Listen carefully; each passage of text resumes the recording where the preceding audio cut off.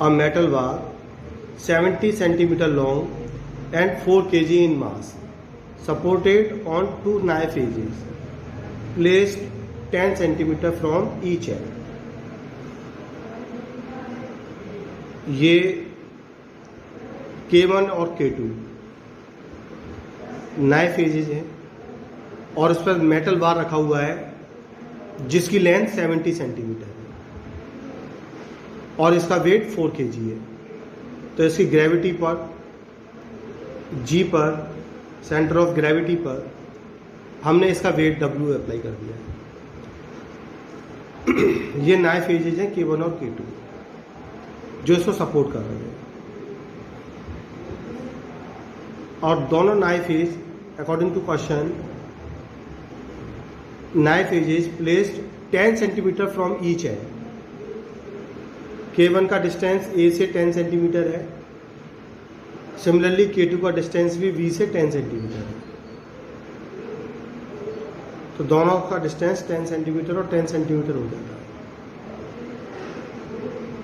A 6 kg weight is suspended at 30 centimetre from one and.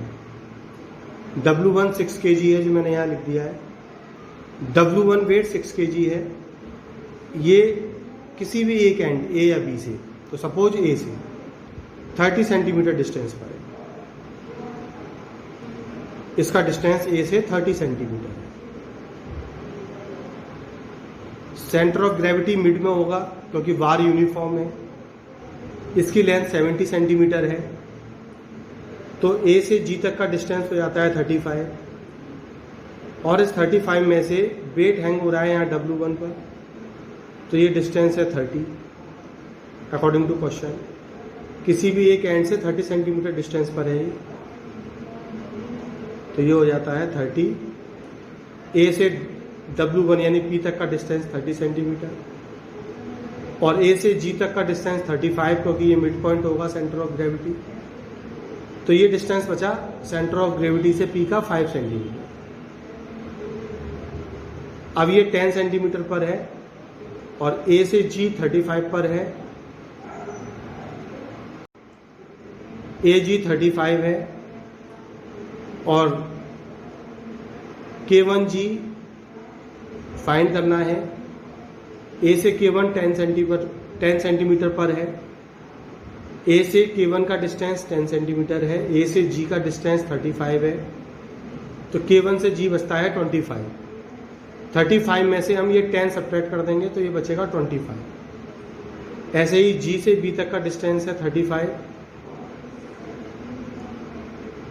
तो ये distance है 10, तो G से P2 तक का डिस्टेंस बचेगा 25। अब K1 से K2 तक का डिस्टेंस हो जाएगा 50। ये 25 प्लस ये 25 तो K1 से K2 का डिस्टेंस हो गया 50 सेंटीमीटर। तो ये तो इनके डिस्टेंसेस थे।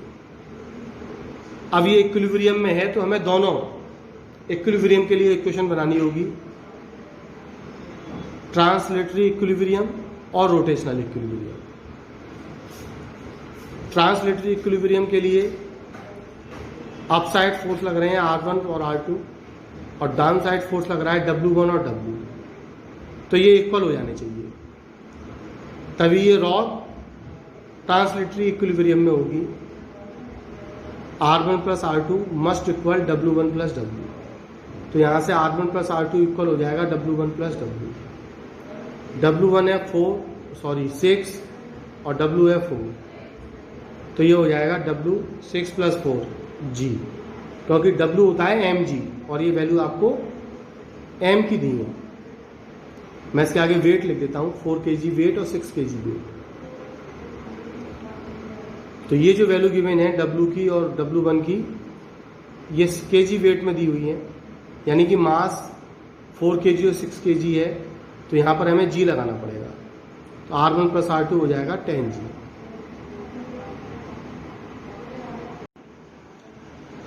As we know, anti-clockwise movements are positive and clockwise movements are negative.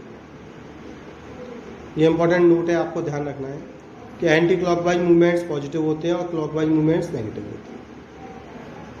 अब इस डायग्राम को देखेंगे, इस डायग्राम में R2 इसको इधर रोटेट कराएगा, R2 इसको इस तरफ रोटेट कराने की कोशिश कर रहा है ऐसे, W1 इसको नीचे रोटेट कराने की कोशिश कर रहा है। तो इसका मतलब R2 और W1 सपोर्ट कर रहे हैं एक दूसरे को। जिस डायरेक्शन में R2 रोटेट कराने के लिए कोशिश कर रहा है, R2 इसको ऐसे रोटेट कराएगा इस डायरेक्शन में, और W1 भी इसको इसी डायरेक्शन में रोटेट कराएगा, लेकिन R1 इसके अपोजिट रोटेट कराएगा ऐसे। तो R2 और W1 सपोर्ट करेंगे और R1 सपोर्ट नहीं करेगा, R1 उनके अपोजिट होगा। मैं मूवमेंट लूँगा, सेंटर ऑफ ग्रेविटी कह रहा हूँ, तो सेंटर ऑफ ग्रेविटी पर ही W लग रहा है, तो इसका मूवमेंट 0 हो जाएगा, क्योंकि मूवमेंट होता है फोर्स इनटू परपेंडिकुलर डिस्टेंस।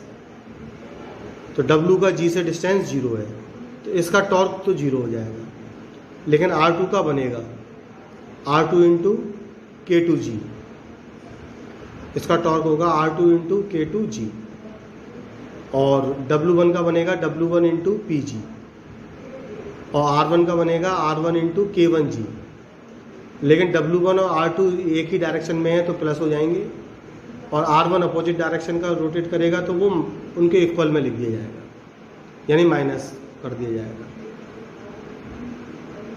तो यहाँ से अब हम रोटेशनल इक्विलिब्रियम के लिए इक्वेशन बनाएंगे।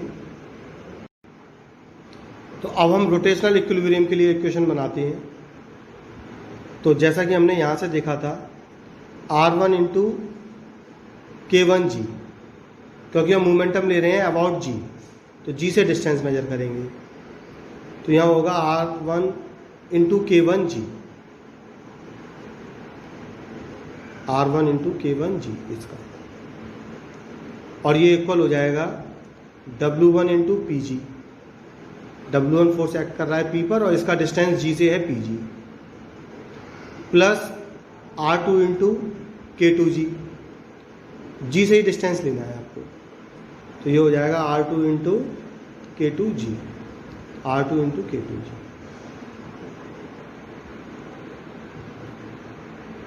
W1 और R2 का मोमेंटम ऐड हो रहा है, क्यों ऐड हो रहा है इसके बारे में हम बात कर चुके हैं, क्योंकि R2 और W1 सेम डायरेक्शन में रोटेट कर रहा है, जबकि R1 अपोजिट डायरेक्शन में रोटेट कर रहा है। तो R1 और K1G की वैल्यू रख दी 0.25, W1 की वैल्यू है 6G, PG की वैल्यू रख दी 0.05। ये डिस्टेंसेस हमने डायग्राम में शो कर रखे हैं। R2 और K2G की वैल्यू रख दी 0.25। तो जब आप इसको सॉल्व करेंगे तो ये आ जाता है R1 minus R2 equal 1.2G। पहले मैंने पॉइंट कैंसिल कर दिए तीनों के, तीनों में 2 डिजिट्स के बाद पॉइंट है तो कैंसिल हो गए। फिर हमने 5 से डिवाइड कर दिया, तो 5 5 जो 25, 5R1, 5 से 5 कैंसिल, 6G बचा, और 5 5 जो 25, 5 आ गया। अब मैंने 5R1 माइनस 5R2 को इधर लिया इक्वल 6G, और 5 से फिर से डिवाइड कर दिया, तो इक्वेशन आ जाती है R1 minus R2 equal 1.2G, R1 minus R2 equal 1.2G। एक इक्वेशन थी यहाँ R1 plus R2 equal 10G, एक इक्वेशन यहाँ आ जाती है R1 minus R2 equal 1.2G। तो जब आप इक्वेशन 1 यानी R1 plus R2 equal 10G को प्लस करोगे इक्वेशन 2 यानी R1 minus R2 equal 1.2G से, तो आप देखोगे कि R2 से R2 कैंसिल हो गया है, R2 से R2 कैंसिल हो गया, तो ये बचता है R1 प्लस R1 यानी 2R1 इक्वल 10 प्लस 1.2 यानी कि 11.2G। R1 plus R2 equal 10G और R1 minus R2 equal 1.2G। इनको जब हम प्लस करते हैं तो R2 से R2 कैंसिल हो जाएगा और ये बचेगा 2R1 इक्वल 11.2G। तो R1 के लिए 2 से डिवाइड हो गया 5.6G। यहाँ हम G की वैल्यू पुट कर देंगे 9.8, तो R1 आ जाता है 54.88 न्यूटन। तो जो रिएक्शन पूछी थी नाइफ एजेस पर, उसकी एक रिएक्शन आ गई है R1 इक्वल 54.88 न्यूटन। अब हम R1 की वैल्यू किसी भी इक्वेशन में, चाहे वो 1 में पुट कर दो R1 plus R2 equal 10G के लिए, या वो 2 में पुट कर दो, R1 minus R2 equal 1.2G पर। हम इसे सॉल्व करके R1 की वैल्यू इनमें पुट करेंगे दोनों में से किसी भी एक इक्वेशन में, और R2 फाइंड कर लेंगे। तो R2 फाइंड होकर आएगा 43.12 न्यूटन। R2 की वैल्यू आएगी 43.12 न्यूटन।